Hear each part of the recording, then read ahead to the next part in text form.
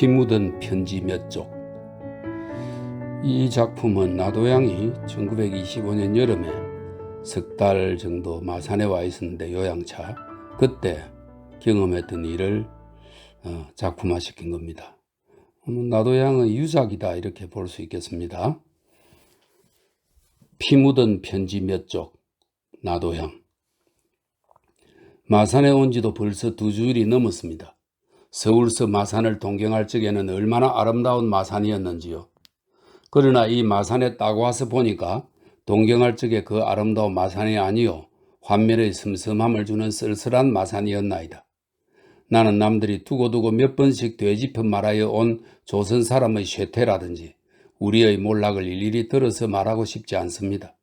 조선 안에서 다소간이라도 여행해본 사람이 보고 느낀 바를 나도 보고 느끼었다 하면 더 할 말이 없을 듯합니다. 병의 차도는 아직 같아서는 알 수가 없습니다. 열도가 오르내리는 것이나 피를 뱉는 것은 전과 별로 다르지 않습니다. 날마다 아침이나 저녁으로 산보를 하는 것이 나의 일과입니다. 친구도 없고 아는 사람도 별로이 없는 이곳은 나의 감정을 조금이라도 유쾌히 하여주는 이는 없습니다. 도리어 고적함과 답답함은 차디찬 얼음으로 나의 생명을 절여놓는 듯할 뿐입니다. 형님이 소개해 주신 이군은 날마다 한 번씩 찾아와 줍니다. 어떤 날은 함께 바닷가로 산보도 나가는 일이 있고, 어떤 때는 저녁에 같이 놀다가 자고 가는 날도 있습니다. 그는 나에게 퍽 친절히 하여 줍니다. 무엇이든지 자기가 할 수 있는 것은 하여 줍니다. 어떠한 때는 거짓말이나 아닌가 하고 의심을 하게까지 그는 열정적이요 진실하고 충실하게 나의 일을 도와줍니다. 만일 그가 없었다 하면 나는 당장 서울로 뛰어갔을지도 알 수가 없습니다. 병은 일조일석에 낫지 않는 것을 저는 압니다. 이 병이 머지않은 장래에 나의 생명을 빼앗지는 않을까 하는 의구의 생각까지 나는 때가 있습니다. 베개를 베고 눈을 감고 누웠을 때 온 세상이 죽은 듯이 고요하면 나는 무서운 생각이 납니다. 세상이 아니요 사람이 하나도 없는 어디로 오지나 아니하였나 하는 무서운 생각이 나서 미친 사람 모양으로 눈을 뜨고 문을 열고 바깥을 내다봅니다. 어떠한 때는 무덤 속에 편안히 누웠으면 나의 해골을 덮어놓은 흙과 돌 틈에서 흐르는 나의 살썩은 물 흐르는 소리를 듣는 듯 하기도 하고, 나의 살을 먹고 피를 먹고 또 골수를 씹어먹는 벌레들의 두리번 하는 인광 같은 눈알도 보이는 듯한 때도 있습니다. 꿈은 많습니다.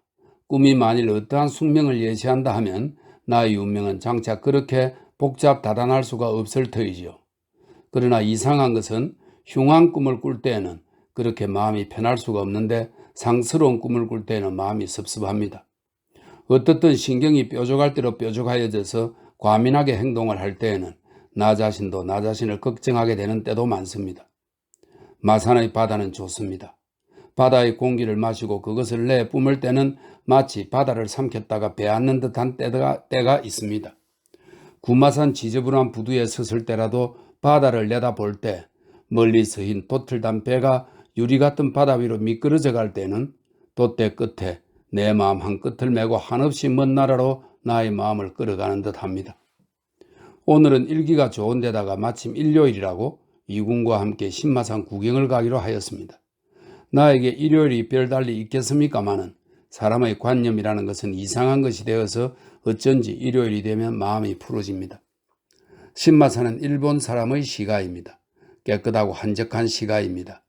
우리는 정거장 뒤의 방축 위에 앉아서 발밑에 와서 부딪혔다가 깨어지는 물결도 보고, 공중에 산같이 모였다가 사라져 없어지는 구름도 쳐다보았습니다.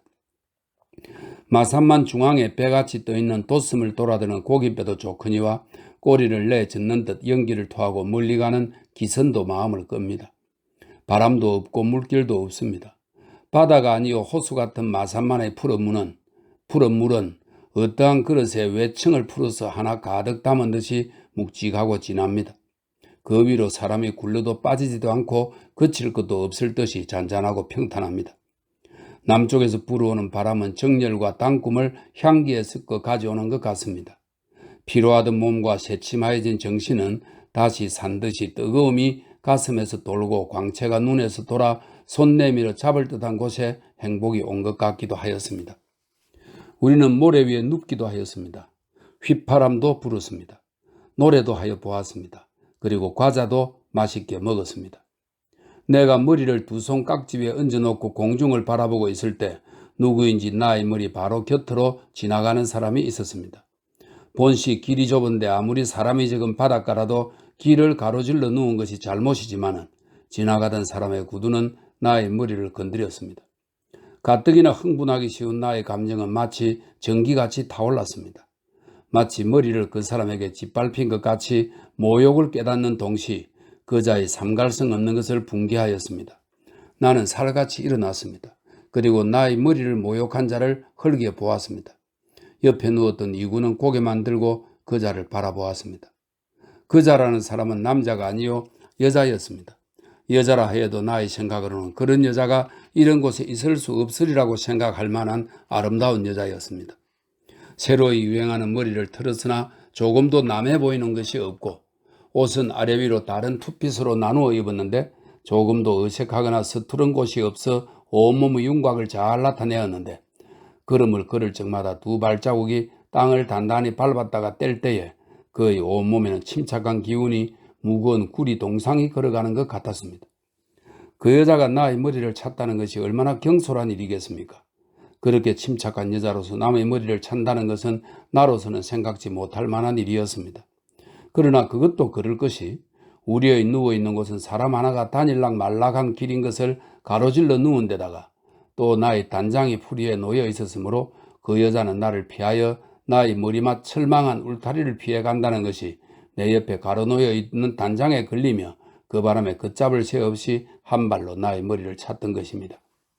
그때 나의 얼굴을 지금 내가 추상하더라도 얼마나 신경질적이었으며 무서웠으며 두뇌는 불같이 타는 듯한 예리한 광채로 그 여자를 흙에 보았을는지 알 수가 있을 것입니다.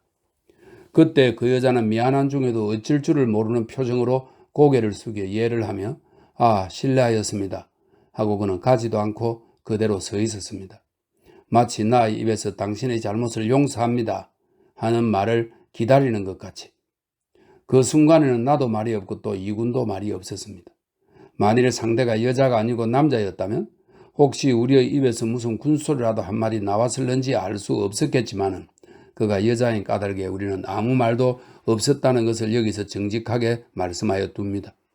그것이 여자를 한층 아래로 보아서 쉽사리 용서하는 마음으로 그리하였던지 양키들 모양으로 여자를 존경하는 마음으로 그리하였던지 그것이 여자의 자랑거리든지 남자의 약점이든지 그것을 여기서 해석하고 싶지는 않습니다. 그의 눈, 미안과 사죄로 가득 찬 눈, 그 눈이 나의 얼굴을 볼 때 나의 제6감으로서 그 여자의 순진한 마음속을 본 것 같았습니다. 더구나 자기 혼자가 아니요 자기 뒤를 따라오던 동물을 보면서 어떻게 하면 좋으냐 하는 듯이 멈칫멈칫할 때 나는 더 말할 말을 갖지 않았습니다. 천만의 말씀을 다 하십니다 하고 도리어 허리를 굽혀 인사를 하였습니다. 그러나 같이 있던 이구는 그 여자를 보더니 마치 안면은 있으나 인사가 없는 사람을 어떠한 특수한 곳에서 만난 것 모양으로 일어나 앉아서 목례하는 것을 나는 보았습니다. 여자들은 지나갔습니다. 그 여자의 뒷그림자를 볼 때 그의 길지도 않고 짧지도 않은 찰랑찰랑 구두 위에서 울렁대는 치맛자락이 나의 마음을 공연히 흔들어 놓고 다시 어디로인지 저 가는 대로 끌고 가는 듯 하였습니다. 그가 저쪽 창고 뒤로 돌아서 그림자까지 사라졌을 때 나는 이군을 보고 그게 누구야? 하고 물었습니다. 누구? 마산서는 인류과는 미인일세. 저 여자가? 그래. 미인이란 말이 나에게 무슨 새삼스러운 울림을 주는 것은 없었습니다마는 어떻든 흔히 볼 수 없는 침착한 여자, 영리한 여자 또는 차디찬 여자라는 것을 느낄 때 나의 마음은 잔잔한 파도에 진주 하나를 떨어뜨리는 것 같이 가늘게 뜨는 파문이 일어났습니다. 집이 어딘데?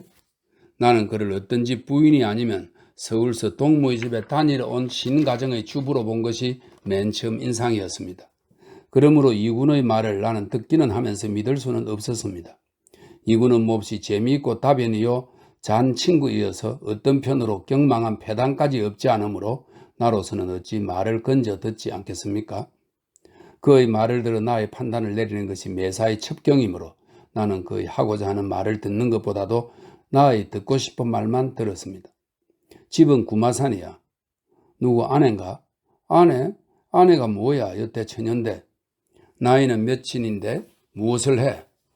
나이는 아마 23이지 둘인지 무슨 학교 교원이야. 고향은 어디고? 서울서 와 있어. 서울? 이름은? 장영호. 서울이라는 말이 나에게 다소간의 그리운 마음을 낳게 하였습니다.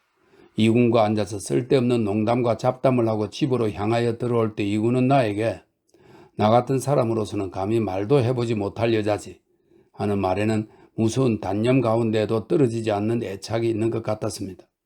나도 속으로 너의 마음을 알았다 하면서 일부러 어째서? 하고 물었습니다. 그런즉 이군은 자기의 마음이 나에게 알아채어지지는 아니하였나 하고 슬쩍 아까 말을 허리마리하여 버리는 수작으로 나 같은 자에게 그런 행복이 닥쳐올 리가 있을 리가 만무하니까 말이지. 하지만 이군이 너무 얼핏 단념하는 것은 그만큼 이군이 그 여자를 생각하는 도수가 얕은 증거가 아닐까? 글쎄, 혹 그렇게 해석될는지는 모르지만 단념을 하면 단념하는 도수만큼 그 사랑이 반동적으로 고조되는 일이 없지도 않으니까. 얼마나 불쌍한 말입니까? 그의 말소리까지 불쌍하였습니다. 그의 가슴 속에는 그만큼 고조되어가는 남모를 고민이 있었다는 것입니다. 침울한 날입니다. 비가 올 듯합니다. 여름이 되어서 그러한지 침중한 공기가 약한 가슴을 누릅니다. 가슴이 답답하여 숨이 막힐 것 같습니다. 하늘에는 누더기에서 꿰져 나온 솜같이 보기도 싫은 검은 구름장이 이리저리 돌아다니면서 무슨 무령이 되었다가 그것이 때때로 변할 때 나의 눈에는 무슨 환상이 어른어른하는 듯하여 하늘을 쳐다보기도 싫습니다. 이군도 아직 오지 아니하고 나 홀로 앉아있을 때 공연히 마음이 처량하여지며 세상이 좁아지는 듯합니다. 오늘도 아침에 서너 번이나 피 묻은 담을 뱉었습니다. 몸에서 한 방울 두 방울씩 새빨간 피가 셀 적마다 저희 눈앞에는 무서운 죽음이 보이며 다만 낭망이 되어서 가뜩이나 약한 몸에 마음까지 점점 약하여 가니 이제는 더 살 수가 없을 것 같을 뿐입니다. 사람은 입으로 만 번이나 죽어를 말하지만 참으로 죽음을 딱 당할 때는 무서움과 지나간 과거의 그리운 회상과 생의 집착이 점점 강하여지는 것이죠. 나도 이와 같은 날 외로이 있어서 손을 가슴 위에 얹고서 힘없이 팔딱대는 심장의 고동을 들을 때에는 앞을 가리는 것이 절망의 그림자뿐이어서 부질없이 애상의 깊은 곳으로 빠질 따름입니다. 몸이 약함에 정신이 또한 건전치 못하여 매사에 취미를 잃어버리고 흉을 느끼지 못하니만치 나의 생명에는 아무 빛도 없고 하모니도 없이 다만 시들어지는 꽃과도 같고 줄 끊어진 악기와도 같을 따름입니다. 아무리 생각을 하여 보아도 향내와 빛을 잃어버린 꽃은 그것을 뿌리와 줄기와 잎사귀를 살려야 다시 향기와 빛을 회복할 수 있으며 하모니를 잃어버린 악기는 폭판을 고르게 하고 그 줄을 가지런히 하여야 다시 소리를 얻을 수가 있는 것 같이 나의 침체한 정신이며 광채와 시형이며 법률을 잃어버린 정신은 나의 육체의 피를 고르게 하고 신경을 든든히 해야만 다시 찾을 수 있다고 생각합니다. 시든 꽃에 나비가 온다 하면 그 나비를 불쌍히 여길지언정 어찌 머무를 마음이 나며 다 깨어진 악기를 훌륭한 음악가의 손에 준다 하더라도 그 음악가는 자기의 재주를 붙일 곳이 없음을 개탄할 따름일까 합니다. 형님, 나는 지금 몹시 비관하는 중에 있습니다. 누구에게도 무엇에게도 이 말할 수 없는 슬픈 마음을 호소해야 좋을지 모릅니다. 말을 한들 들어줄 사람이 없을 것이며 호소한들 그 호소가 무슨 힘을 나에게 주겠습니까? 다만 사형일자를 기다리는 제수와 같이 나의 눈앞은 죽음이라는 검은 그림자로 덮는 때만 기다릴 수밖에 없지요. 아, 그러나 그렇게 참혹한 일이 어찌 사람으로 아니라 어찌 나로서 될 수 있는 일이겠습니까? 나는 어떤 때는 얼핏 죽자, 하루라도 일찍 죽자, 한때라도 이 괴로운 세상에서 떠나가자 하고 의사에게서 얻어가지고 온 약을 내던져버리고 일부러 먹지 않은 때도 있었으며 공연히 몸을 함부로 군 때도 있었습니다. 그러나 무서운 삶의 집착은 다시 무서운 회한과 함께 마음을 가라앉히고 약을 입에 넣게 하였습니다.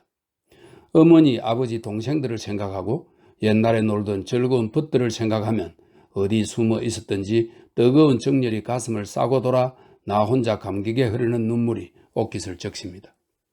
옛날에 어머니 무릎이 새삼스럽게 그리우며 아버지의 은근하신 사랑이 더욱 힘있게 거억하며 동생들의 철없고 순결한 얼굴이 옹기종기 내 눈앞에 보입니다. 아, 이것을 잊어버리고 그것을 내버리고 어찌 날들어 하나님이 세상에서 다른 곳으로 가라고 하실 리가 있습니까? 그것이 거짓말이라 하면 이보다 더 큰 거짓말이 어디 있겠습니까? 나라가 침체된 때, 그 나라의 모든 문명이 쇠퇴하였을 때 어찌 예술 하나만 찬란한 광채를 내겠습니까? 마찬가지로 심신이 아울러 쇠퇴하여 가는 나로서 무슨 사랑을 향락할 수가 있겠습니까? 전에 말씀하였지만 심화산 방축 위에서 그의 발끝으로 나의 머리를 건드린 여성을 나는 지금껏 잊지 않습니다. 목이 마를 적에 더욱 물이 그리우며 나라가 망할 적에 더욱 지사나 영웅이 있기를 바라는 것이나 마찬가지로 지금 이렇게 외롭게 있음에 더욱 마음 맞는 친구와 위로해 줄 애인이 그립습니다. 그러면 어찌 여성이 그 여자뿐이겠습니까마는 한번 나의 마음 거울에 비쳤던 그림자는 웬일인지 사라지지 않습니다. 어떤 때 몹시 외로운 때 그의 생각을 끌어내어 혼자 공상에 취하였을 때야말로 살아있는 듯한 느낌이 듭니다. 또 어떤 때 혼자 나의 무모한 헛된 공상을 나 스스로 비웃을 때에는 나 자신은 더욱더욱 비애와 환멸로 자기의 도수가 더하여 갈 뿐입니다. 나는 그를 생각하면서 울었습니다. 그를 언제 내가 보았으며 내가 언제 그를 알았겠습니까마는 나의 마음은 그때 방축 위에서 나의 마음을 일으켜준 파동과 함께 그의 치맛자락이 울렁대는 대로 끌고 간 채 지금까지 돌려보내주지 않았습니다. 그러나 나의 마음은 언제든지 빈 듯하여 마치 봄철에 노곤한 양지 쪽 밑에서 멀리 산 넘어가는 계집애의 피리 소리를 듣는 것 같이 마음이 말할 수 없이 처량하고 슬플 따름입니다. 만일 이것이 사랑이라 하면 나는 영원한 불행을 스스로 자각하지 않으면 안 되게 되었습니다. 지금 나의 모든 것이 과연 꽃답고 향기나고 하모니가 있는 아름다운 사랑을 나에게 허락하겠느냐 하면 그것은 전에도 말씀하였지만은 되지 않을 말입니다. 만일 나의 생명이 기적적으로 오래 계속되어 그것이 건전한 생명이 되는 때가 있다고 하면 그때는 혹시 사랑을, 행복스러운 사랑을 향락할 수가 있을지 모르지만은 지금 같은 형편으로는 결코 사랑을 할 수가 없을 것입니다. 즉 몰락한 사회에 예술의 꽃이 피지 않는 것이나 마찬가지겠지요. 사랑을 단념하자. 생명에서 윤택과 끈적끈적한 맛과 향기를 불살라버리자. 어찌 무서운 말이 아닙니까? 그러나 나는 날마다 군밤장소의 소리같이 이 말을 혼자 외우고 있습니다. 이제부터는 그렇게 외우지를 말고 죽자, 어서 죽자 하는 것이 도리어 나을런지 나는 알 수가 없습니다. 평범한 날이었습니다. 지금까지 나는 평범한 날을 살아왔습니다. 이 세상 어떠한 사람이든지 똑같이 살아온 평범한 날이었습니다. 아무리 천재라도 이 평범한 날을 안이 살아올 수는 없었을 것입니다. 그러나 위대한 사람은 평범한 것에서 평범치 않은 것이 숨어있는 것을 찾아내며 또는 평범하던 것을 평범치 않게 만드는 예지와 투철한 힘을 가졌습니다. 불행이 천재가 못 되는 나에게 이러한 평범한 날을 주었다는 것은 너무 심심하고 답답하여 자기 자신을 씹어먹고 싶을 따름입니다. 그러나 그것이 오전까지는 더할 수 없이 평범한 날이었습니다마는 오후에 내가 해안 산보에서 돌아왔을 때에는 그것이 그리 평범하지 않던 날이었던 것을 지금 이 편지를 쓰면서 알게 되었습니다. 이러한 시간이 지나간 뒤 여러 날, 여러 달 혹은 여러 해 만에 비로소 다시 의미가 있게 되는 일이 있는 것이나 마찬가지로 오늘 오후는 이상한 찬스를 우연한 가운데 나에게 만들어주어 그것이 한 가지 기적 같은 사실을 만들어 놓았습니다. 그것은 다른 것이 아니었습니다. 집에 돌아와 마침 자리를 펴고 꽐로 속에 때나되지만 몸이 불편하면 언제든지 자리 펴는 습관이 있습니다. 이렇게 되어 있습니다. 마침 자리를 펴고 막 누워서 신문을 뒤적일 때 누구인지 밖에서 나를 찾는 사람이 있었습니다. 나는 이상스러운 마음으로 바깥을 내다보았습니다. 그는 주인의 인도로 내 앞에 와서 모자를 벗었습니다. 나는 혹시 다른 사람을 찾는 것이 아닌가 하고 그에게 목례를 하여 그의 답례를 하고 누구를 찾으십니까? 하고 물었습니다. 그런즉 그 젊은이는 똑똑한 어조로 땡땡씨십니까? 하고 얼굴을 쳐다보았습니다. 처음에는 생면부지의 젊은 사람이 나를 찾으므로 혹시 잘못 알고 그러는 것이 아닌가 하고 의아한 생각이 났었으나 나의 이름을 똑똑히 부르는 것을 보고 다시 호기심이 나면서 네, 그렇습니다. 한즉 그 젊은 사람은 반가운 듯이 다시 말소리에 힘을 주어서 네, 그러세요? 하며 주머니에서 편지 한 장을 꺼내주었습니다.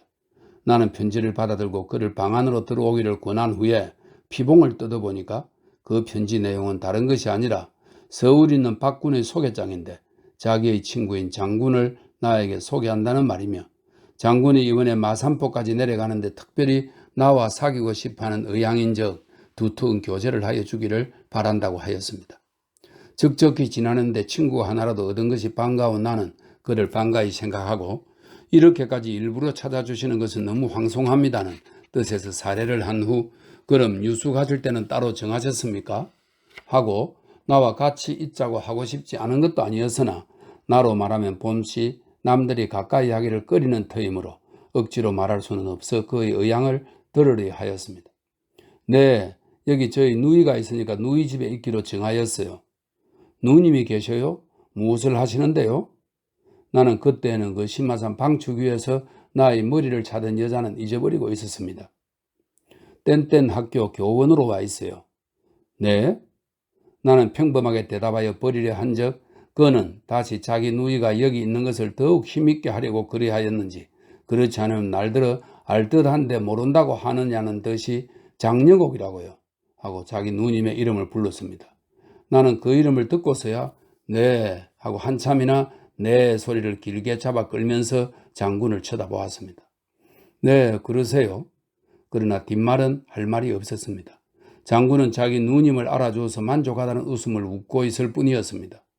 만일 장군이 날들어 어떻게 자기 누님을 알았더냐고 묻거나 친분이 있느냐고 할 것 같으면 나는 무엇이라 대답해야 옳았는지 알 수 없었을 터이나 그것을 물어주지 않아서 다행이었습니다. 장군은 몹시 숙성한 사람이었습니다. 지금 나이는 20이 될락말락한 사람이 키는 나보다도 더 크고 몸은 비대하고 골격이 완강하게 생겼고 또는 그리 묵중하지도 않으나 이군처럼 입이 가볍지도 않은 듯하여 아직 그의 성격이나 재질이나 감정을 쉽게 알아차릴 수가 없었습니다. 장군은 잠깐 앉았다가 가버렸습니다. 간 뒤에 홀로 앉았음에 세상 일이 재미있고 신기한 듯 하기도 하고 또는 장군이라는 의외의 인물이 뛰어들어서 나의 생활에 이상한 기운을 만들어주는 것 같기도 하였습니다. 오늘 장군이 다녀간 뒤에는 공연히 마음이 어수선하여지며 가라앉지를 않아서 잠도 잘 자지 못하였습니다. 장군을 생각하고 그의 누님을 생각할 때 마음은 공연히 흥분되었습니다. 마산만의 파도는 마치 한꺼번에 몰려들어 마산 시가를 씻어낼 듯이 울렁거리며 출렁대며 노였다가 성냈다가 합니다. 하늘빛이나 바다빛이나 똑같이 시커멓게 흐려 그것이 저쪽 멀리 수평선 위에서 서로 합하여 하늘이 바다를 누르는지 바다가 하늘을 치받는지 위대한 세력이 그 속에서 움직거릴 뿐입니다. 가슴이 적다 해도 그 파도가 모두 나의 가슴에 몰려들어 그것이 한복판에서 출렁거리는 것 같아서 무슨 큰 힘이 누르는 것 같기도 하고 또는 뒤흔들어내는 것 같기도 합니다. 마치 무슨 큰일을 기다리는 사람처럼 방에 혼자 앉아 있을 때 찾아온 사람이 이군이었습니다. 우리 두 사람의 이야기는 어제 찾아온 장군에게로 옮기며 다시 장영옥에게로 옮겼습니다. 남자들이나 여자들이나 이성에 대하여는 어째 그런지 몹시 말썽 뿌리기를 좋아하는 충동이 있지요. 남자는 여자의 흠점이나 약점을 아무 이해 없이 덜치워 놓으려 하고 여자 역시 남자의 단처나 흠점을 말하기 좋아하며 칭찬들을 하게 되면 끝없이 칭찬을 하였다가 다시 흉보고 욕하려 들면 여지가 없이 해버립니다. 쉽게 말하면 여자와 남자는 다시 말할 수 없는 원수요 또다시 말할 수 없는 친구입니다. 즉 원수인 친구요 친구인 원수가 되어서 서로 미워하며 따르면서 미워합니다. 그러나 그 중에는 무서운 마력이 있어서 욕을 하여도 밉지 않고 얼마든지 붙어 있어도 실정이 나지 않습니다. 오늘도 이군과 둘이 5시간 동안이나 여자를 욕도 하여 보았다가 칭찬도 하여 보았다가 찢고 까부르고 하느라고 시간 가는 줄을 알지 못하고 있다가 둘이 저녁을 같이 먹기로 하였을 때 마침 장군이 찾아왔었습니다. 장군과 이군에게 인사를 시키고 세 사람이 같이 상을 받았을 때 장군은 몹시 미안해하는 표정으로 저녁까지 이렇게 대접을 하시니 고맙습니다마는 퍽 미안합니다. 집에 가면 누이하고 같이 먹을 것을 하는 데는 어느 귀퉁인지 아직 어린 곳이 있었습니다. 나는 그 말에 대답을 하고 밥을 다 먹은 뒤에 과일을 서로 벗겨 먹기로 하였습니다. 그때 장군은 사과 하나를 들면서 사과와 배를 상남진 오다가 두 채롱이나 사가지고 왔는데요. 누님과 둘이 먹다가 남은 것이 집에 있는데 하며 말을 채 못 마쳤습니다. 나는 얼핏 그의 말을 받아서 그런 것을 사오시면 서로 나누어 자실 것이지 남매분 있으면 자시오? 남은 것은 먹으러 갈까요? 농담 비슷 장군에게 가도 괜찮겠느냐는 의향을 물어보며 장군은 허락한다는 의조로 가시지요. 그렇지만 먹던 찌꺼기를 대접할 수야 있나요? 하고 민망해하는 빛이 보이므로 나는 뭐 괜찮습니다. 하필 사과만이 마십니까? 다른 것이라도 한 턱만 내시면 그만이지요. 실상 한 턱을 받는다는 것보다도 장군의 누님을 만나보려 하는 욕망이 더하였던 것은 그 자리에 앉았던 세 사람이 똑같이 감각하였을 것입니다. 장군은 그 이튿날 오후에 저녁을 먹지 말고 자기 집까지 와주기를 나와 이군에게 청하였습니다. 그는 집으로 돌아갈 때 나의 손을 꼭 쥐며 꼭 기다립니다. 꼭 오세요. 하고 자기 집으로 갔습니다. 나 혼자 마루 끝에 섰을 때에는 서쪽 하늘에 닷새쯤 되어 보이는 달이 새파랗게 떠 있었습니다. 내 눈이 한꺼번에 번쩍하였습니다. 이쪽 봉우리에서 저쪽 봉우리로 획 지나가는 번개가 중간에서 딱 부딪힌 것 같았습니다. 장영옥의 눈과 나의 눈이 서로 마주쳤을 때 나는 미리 알아차린 것이 있었지만은 저쪽에서는 뜻밖의 일임에 놀랐던 것인 듯 합니다. 나는 누구시라고? 그의 눈은 웃었습니다. 신기한 가운데 더욱 친절함을 느끼는 듯 하였습니다. 일전의 잘못은 용서하여 주십시오. 천만의 말씀을 다 하십니다. 할제 영옥의 말소리는 마치 명주실에 구슬을 꿰은 듯이 마디마디가 또렷또렷하게 나왔습니다. 오라비 장군은 어찌된 일인지를 몰라서 우리 기색만 살피고 있었습니다. 영옥의 얼굴은 조금 창백한 빛을 띤 난형이었습니다.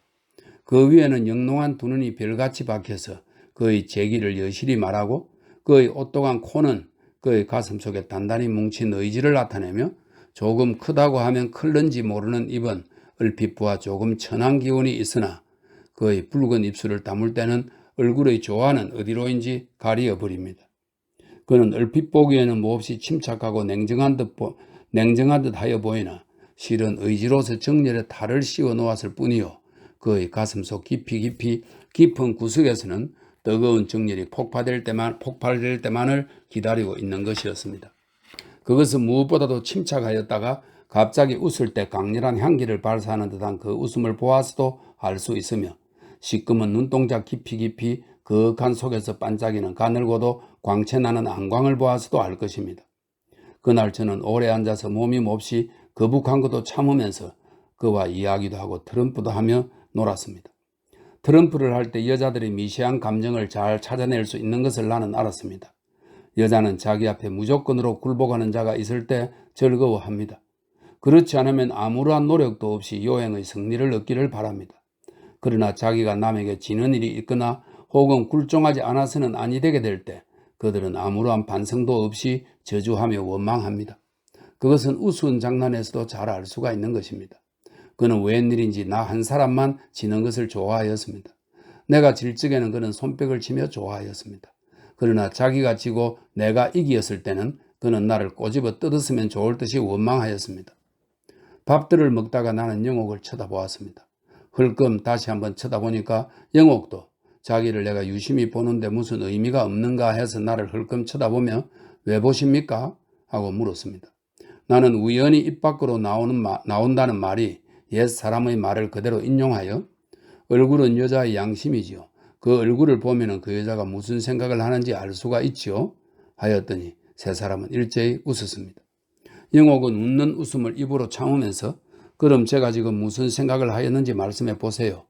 하고 말하기가 부끄러운지 그야말로 얼굴을 보이는 것이 부끄러운지 고개를 착 숙이고 말을 잘 못하였습니다. 나는 그때 영옥에게 당신께서는 지금 성적 번민을 가지고 계십니다. 라고 말하려 버리려 하였으나 입 밖으로 그 말이 나오지 않았습니다. 그 여자가 성적 번민을 가졌다는 것은 즉 나의 가슴 속에 성적 번민이 있으므로 상대방의 여자까지 그렇게 보였는지는 알 수 없으나 그러나 나이 20이 넘어 3년이 지난 독신 여자가 성적 번민이 없다는 것도 또한 거짓말이라고 하겠죠. 나는 하는 수 없이 글쎄요 지금 말씀할 수는 없는데요 하고 웃음을 지은 적 그 여자는 갑자기 무엇을 깨달은 사람처럼 눈을 아래로 깔고 말이 없었습니다. 어떻든 오늘은 즐거운 하루였습니다. 오전에는 저녁에 장군 남매를 만나볼 기대로 가슴을 뛰게 하다가 저녁에는 여성에게 더구나 나의 마음을 빼앗아간 여성의 향기와 색채 속에 잠기어 꿈같은 시간을 보낸 것이 즐거운 일이 아니겠습니까? 일주일이 넘었습니다. 사흘 동안이나 장군이 놀러 오지를 아니했습니다. 나는 장군을 볼 적이면 영옥을 본 것 같이 반가웠습니다. 그에게 지지 않은 애정이 끌어올랐습니다. 궁금하여 견딜 수가 없었습니다. 나는 하는 수 없이 저녁을 먹고 이군과 함께 장군을 찾아가기로 하였습니다. 장군을 찾아가는 것이지만은 그것은 거죽뿐이요 실상은 장영옥을 보고 싶은 마음에서 저절로 마음에 끌려가는 것이었으므로 우리는 가면서도 주저하였습니다. 더구나 나의 마음속에서는 이상한 기름불이 차차 타기를 시작하는 까닭에 얼마든지 나는 반성을 아니할 수가 없습니다. 젊은 사람은 누구나 갖는 것이나 마찬가지로 나는 난만한 자긍을 갖기는 가졌습니다마는 자포자기하는 마음에 있어서 대담할 때 대담하지 못하고 용기를 낼 때 용기를 갖지 못하였습니다. 장군은 집에 있었습니다. 영옥이도 있었습니다. 영옥은 나를 보더니 들어오기를 청하였습니다. 그때의 나의 마음은 왜 그리 수줍은지 마치 처녀가 정혼한 남자 앞에 나와 앉은 것 같았습니다. 우리는 창을 열어놓은 바로 그 앞에 앉아 있었습니다. 창이 동쪽으로 향하여 있었으므로 거기 앉아서 내다보면 동남쪽으로 가리어 있는 산 위에서 떠오른 달이 바다 위에 비친 것처럼 보였습니다. 달은 동에서 그 집 창을 비추고 그 창 앞에 가지가지로 늘어져 흩날리는 버들가지를 통하여 방 안까지 흘러들었습니다. 방에서 바깥을 내다보면 공중에 달린 달이 바로 창 앞 버들가지에 매달려서 버들이 흔들릴 적마다 그 달도 이리 흔들 저리 흔들 하는 것 같았습니다. 영옥과 우리는 잠깐 앉아 이야기를 하다가 달 구경 나가기로 의견이 일치했습니다. 우리는 다시 신마산 방축 위에서 소요하였습니다. 바닷면에 비친 달빛은 마치 하늘에 달린 달덩이가 바다 밑에 잠겼다가 그것이 다시 방울이 되고 조각이 되어 금진주, 은진주 같이 반짝거리기도 하고 다시 하늘을 쳐다보면 그 은진주, 금진주가 허공 중천에 다시 성화한 듯 하기도 하였습니다. 바람도 잔잔하고 물결도 고요하고 사면도 적적하였습니다. 영옥과 나는 나란히 서서 바다를 내다보고 서 있었습니다. 멀리 멀리 바다 한복판 금진주가 날뛰는 듯한 물결 위로는 돛대 하나, 삿대 하나를 실은 배가 금물결, 은물결을 헤치며 지나갔습니다. 영옥은 내 옆에 서서 정신없이 바다만 내다보더니 또다시 나를 쳐다보았습니다. 세상에 만일 큰 비극이 있다고 하면 자기의 마음속을 툭 털어 말 못하는 것처럼 큰 비극은 또다시 없을 것이지요. 그는 갑자기 이 말을 묻고서 나의 대답을 기다렸습니다. 그의 몸에서는 여자의 향내가 나의 취각을 흥분시켜 주었습니다. 나는 그 묻는 말의 의미를 알 수 없다는 것보다 섬뜩 가슴이 내려앉았다가 다시 평상시로 회복할 때 그 말 속에 담긴 영옥의 뜻을 찾아낼 열쇠를 갖지 못한 것이 한이 되었습니다. 다만 헤매는 생각으로 가슴을 뒤숭숭하게 할 뿐이었습니다. 그렇겠지요? 그 말에 힘없는 공명을 갖는다는 듯이 대답을 하였습니다. 마찬가지로 나의 마음을 알아주는 이가 없는 것도 비극일 거예요. 그는 또다시 말 한마디를 하였습니다. 그것이 나의 귀에 몹시 의미 있게 들리어 다시 그 말대답을 하려 할제 저리로 가시죠 하고 그는 앞장을 서서 언제 무슨 말을 하였더라는 듯이 말이 없었습니다. 우리 두 사람을 맨 처음의 그 자리, 즉 그가 나를 발끝으로 차고 나의 마음을 끌어가던 그 자리에 다다랐습니다. 여기였죠. 영옥은 가던 다리를 멈추며 웃는 눈으로 나를 보았습니다. 그의 얼굴에 은빛 같은 달이 비치며 마치 백합꽃 위에 떨어진 이슬이 반짝거리듯 그의 눈이 반짝거렸습니다. 그때 나는 네, 당신이 나의 머리를 차지 않고 나의 마음을 차서 영원히 흔적이 남게 한 곳이 바로 거기였지요. 하고 대답을 하고 싶었습니다. 만일 그때 그 자리에 이군도 없고 장군도 없었다면 그리 하였을지도 알 수 없습니다. 우리 두 사람은 사랑하는 사이는 물론 아닙니다. 다만 나 혼자 가슴 속에 애타는 정을 숨겼다 하면 그것은 정말일는지 모르지만 장영옥의 가슴은 내가 사람이요 귀신이 아님에 알 수가 없을 것입니다. 그러나 멀리 마산만 한 귀퉁이에서 임자가 모르는 사랑으로 속을 태우면서 하룻밤을 그 무정한 사람과 재미있게 지내었던 것만 알아주십시오. 나의 생명은 짧습니다. 마치 뱃전 위에 켜놓은 촛불 같을지 모르지만 그러나 그와 같이 불쌍한 사람 가슴 가운데 다만 한때라도 사랑을 깨닫고 그것을 느끼고 또는 그것을 스스로 혼자 향락하였다면 얼마나 아름다운 일이겠습니까? 오늘은 나 혼자 스스로 장영옥의 집에 놀러 갔습니다. 나의 가슴 속에서 고조되어가는 사랑은 그만큼 나를 대담하고 용기 있게 만들어 놓았습니다. 영옥은 혼자 있었습니다. 장군은 그 근처 다른 친구를 보러 갔었습니다. 그날 영옥은 나의 얼굴을 보더니 무슨 번민이 계십니까? 신색이 아주 못되었으니 하고 물었습니다. 나는 갑자기 옆에 있는 거울을 보았습니다. 나의 얼굴은 마치 기름 먹은 유지에 주황으로 코나 눈이나 입을 그려놓은 것 같이 헬쓱하고 보기가 싫었습니다. 나는 스스로 책망하였습니다. 이 꼴을 하고 무엇하러 왔느냐고. 사람의 마음은 공통한 것이 있습니다. 누구든지 자기의 눈에 미감을 주는 것은 사랑하고 그렇지 않은 것은 물리치는 것은 사실입니다. 더구나 사랑에 들어서 그러하니 사람의 감정은 이론으로 좌우되는 것이 아닙니다. 자기의 애인을 가질수록 몸을 든든히 하고 아름답게 하려는 것이 결코 이치 없는 일이 아니겠습니다. 나는 풍모가 나 자신까지 낭망시키도록 무섭게 된 것을 보고 몸 편치 않은 것을 핑계로 집에 돌아왔습니다. 집에 돌아오며 세상이 너무너무 허무한 것 같을 뿐이었습니다. 세상이란 무엇입니까? 사랑이란 무엇입니까? 세상의 모든 것이 자기 만족에 불과하고 자기가 잘 살자는 데 불과한 것이지요. 나도 남보다 더 힘있고 뜨거운 생활을 하여보고 싶습니다. 자기의 욕망을 채워가며 살고 싶습니다. 그러나 그것이 생각한 대로 뜻한 대로 되지 않습니다. 형님, 왜 나는 어제 저녁에 영옥의 집에서 무슨 번민이 계시냐고 물을 적에 나의 마음을 다 이야기하지 못하였을까요? 왜 그렇게 얻기 어려운 기회를 잃어버렸을까요? 그렇습니다.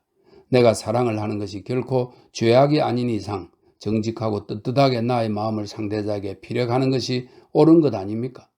상대자가 나를 생각하여 주든 아니하여 주든 그것은 그 편의 자유이지만은 나의 사랑을 상대자에게 말하는 것이 조금도 어리석은 일도 아니요 비열한 일도 아니건만 나로서는 그 말을 하지 못하였습니다. 마음에 혼자 넣고 쏙 태우는 이보다 속마음을 말로 하고 끝을 내는 것이 혹은 현대인의 사랑을 구하는 법일는지도 모르지요. 그러나 어느 편으로 생각하면 말하지 않는 것이 말한 것보다 오히려 아름다운 곳이 있었을는지도 알 수 없습니다. 세월은 너무 쓸쓸하고 단조합니다. 마치 감옥에 들어앉은 것 같이 나의 생활은 단순합니다. 그러니 요사이 며칠은 기침이 심하고 객혈이 더하여 몹시 신음하는 중입니다. 피가 가슴속 고통과 함께 떨어질 때 나는 세상의 모든 것을 부인하고 싶습니다. 이것이 결코 참다운 생이 아니라고. 세상을 부인하고 사랑을 부인하고 나중에는 죽음까지 부인하여 버리려 하다가도 나는 그것 하나는 부인할 수가 없었습니다. 무서운 죽음이 나의 눈앞에 있어 나를 누르고 위협하고 끌어잡아 당기는 것 같았습니다. 나는 병상에 누워서 생각한 것이 있었습니다. 나도 지금까지의 모든 생을 단념하는 동시에 장영옥에 가는 사랑까지 단념하자고. 사랑을 합니다. 그 사랑은 반드시 완전한 결심을 요구합니다. 행복을 추구합니다. 옛날 사람이 쓴 소설에는 여러 가지 이상적 사랑을 비극에서 끝을 맺게 한 것이 많습니다. 그러나 나라는 사람이 옛적 사람보다 다르다는 것은 얼핏 모든 것을 단념할 수 있다는 것입니다. 즉 이상에서 현실에 가깝다는 것입니다. 그러나 그 단념처럼 큰 비극은 없을 것입니다. 단념하자. 모든 것을 단념하자. 여기에 인생의 비극이 있는 것입니다. 단념하겠다. 사랑을 단념하고 영옥을 단념하겠다고 몇 번이나 자신의 인격을 두고 맹세하였는지 알 수가 없습니다. 안 된다. 나의 사랑은 결코 좋은 결과를 맺지 않으리라고 나는 단정하였습니다. 아, 구름장 하나, 무서운 구름장 하나가 나의 생 위로 배어야 합니다. 이 구름장은 머지않아서 나의 눈을 덮고 영을 덮어 다시 이 눈은 영옥을 보지 못하고 이 영은 영옥을 생각지 못하겠지요. 아, 삶, 사랑, 영옥, 나는 이 모든 것을 단념하지 않아서는 안 된답니다. 오늘은 눈앞에 환각을 일으키도록 몸이 피곤하였습니다. 그 환각에 대하여서는 여기서 말씀할 필요까지 없을까 합니다. 어찌하였든지 오늘이나 어제와 같이 몸이 피곤하고 더욱 쇠퇴하여 간다고 하면 나는 다시 서울로 올라가는 수밖에 없게 되었습니다. 몸이 약하면 마음이 무척 약하였습니다. 더구나 없던 번민, 아름다운 번민이 하나 더 생기니 마음이 더욱 약할 대로 약하여질 뿐입니다. 나는 때때로 웁니다. 무엇이라고 말을 할 수는 없는데 눈물은 자꾸 납니다. 더구나 요사이 며칠 마산을 떠나야 하겠다는 생각을 할 제 가슴은 아리는 듯이 섭섭하였습니다. 오늘 장군이 사흘 만에 왔습니다. 자기 누이가 오늘 저녁을 같이 먹자고 나를 청하더라 말을 하였습니다. 고마웠습니다. 반가웠습니다. 그러나 저는 그 호의를 받을 수가 없었습니다. 몸이 약한 것도 약한 것이지만 나는 영옥이와 만나는 것을 단념하였습니다. 무서운 행복은 영옥과 만나는 것입니다. 만나면 만날수록 나의 가슴 속에는 온해와 분민이 고조될 뿐입니다. 안 만나겠습니다. 다시는 안 만나겠습니다. 죽음이 가까운 사람이 어찌 영옥의 생활까지 침범하려는 대담한 마음을 갖겠습니까? 내가 참으로 영옥을 사랑하니까 그와 만나지 않으려는 것입니다. 가지고 가지요. 나의 관 뚜껑을 덮을 때 나의 가슴에는 그의 사랑을 가지고 영원히 가렵니다. 오늘은 지팡이를 짚고서 마산 온 뒤에 갔던 곳은 모조리 한 번씩 돌아다녔습니다. 더구나 장영옥의 집 앞에 홀로 서서 다만 창 옆에서 흩날리는 버들가지를 볼 때 나는 나의 마음을 그 버들가지에 메어놓고 왔습니다. 바람에 버들가지가 창을 두드릴 때면 거기 내 마음이 달려 있는지를 영옥은 알는지요. 모든 것을 꿈으로 돌려보내기는 너무 애답고 그렇다고 분명한 세상일로 보기는 너무 가슴이 쓰립니다. 모레는 마산을 떠납니다. 무엇이 덜미를 쳐서 몰아내는 것 같습니다. 1000가지나 되고 10,000가지가 되는 감회가 가슴을 누릅니다. 어제 저녁 자리에서 밤새도록 솟아오르는 눈물이 오늘은 한 방울 나오지 않습니다. 짐을 싸는 것을 보니까 초상집에서 주거니어 입던 옷, 쓰던 물건을 뭉치는 것 같아서 싫었습니다. 나는 맨 나중, 나의 생전의 맨 나중 인사를 하러 영옥에게 갔습니다. 영옥은 놀랐습니다. 왜 그렇게 갑자기 가세요? 하고 그 눈이 동그랗게 떠질 때 나는 그의 가슴에 엎드려 울고 싶었습니다. 갑니다. 영원히 갑니다. 이제 다시 영옥을 나는 보지를 못하겠지요? 보지 못해도 좋습니다. 아무래도 좋습니다.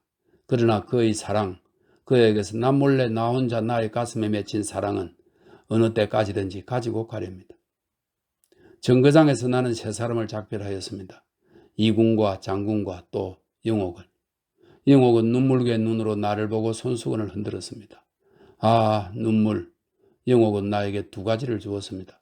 한 번은 잊지 못할 발길과 또 한 번은 가슴에 사무치는 진주 같은 눈물을. 기차는 어김없이 떠났는데 멀리 공중에서 저녁별 하나가 깜빡거릴 뿐입니다.